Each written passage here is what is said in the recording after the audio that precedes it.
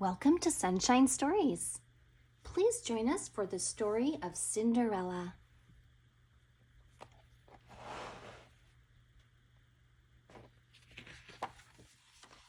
Cinderella, retold by Jane Carruth.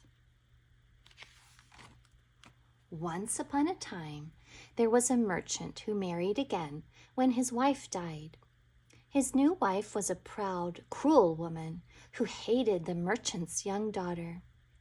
Cinderella, she said, will be her new name. Her place is in the kitchen, for she must do the work of a servant.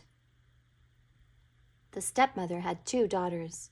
They were as proud and cruel as their mother, and very plain. At night, they made poor Cinderella curl their hair and then sent her down to the kitchen to sleep on the stone floor, with only her faithful dog to keep her company as she slept.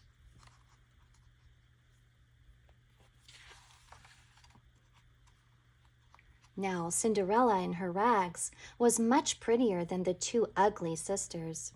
This made them very angry, and as the months passed, nothing she could do would please them. One day an invitation came from the palace to attend the grand ball the king was giving for his son, the prince. Cinderella began to dream of going to the ball, and this made the sisters laugh at her. "The prince would never look at you in your rags," they sneered.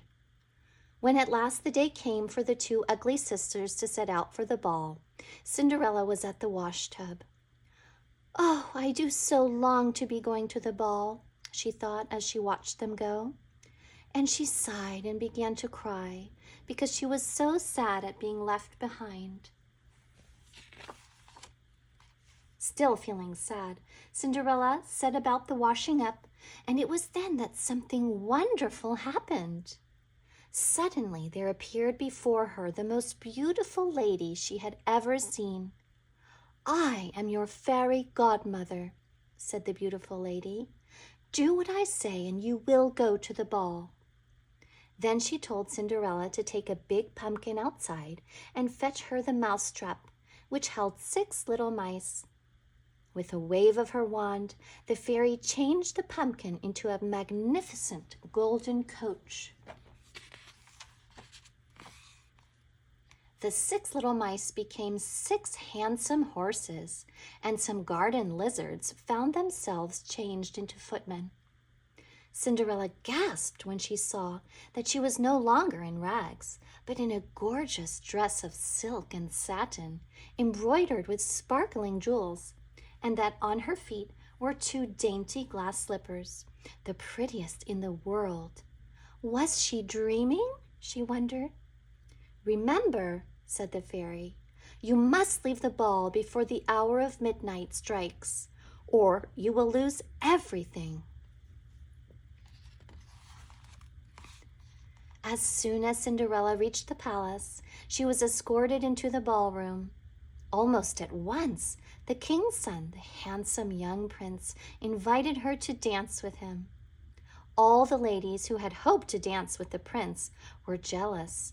"Who is she?" they whispered. "How lovely she looks! She must be a grand princess. No wonder the prince has eyes only for her." Cinderella was so happy dancing with the prince that she forgot the fairy's warning. The palace clock was striking the hour of 12 when she remembered, and with a cry of dismay, she fled from the ballroom and down the palace steps. In her haste, she left behind one of her pretty glass slippers. The prince tried to follow her, but he saw only a poor young girl in rags running down the street, followed by 6 little mice. Day after day, the prince thought only of his mysterious princess. At last, he sent out a proclamation that he would marry the girl who could wear the dainty glass slipper. His messengers would take the slipper to every house in his kingdom. When the royal messenger arrived at Cinderella's house, the 2 ugly sisters pushed and squeezed their feet into the slipper, but all in vain. But when Cinderella tried on the slipper, it proved a perfect fit, and she was taken at once to the palace. Cinderella and the prince were married the very next day. Their wedding was the most magnificent the world had ever seen, and the happiest girl in the world was, of course, Cinderella. The end.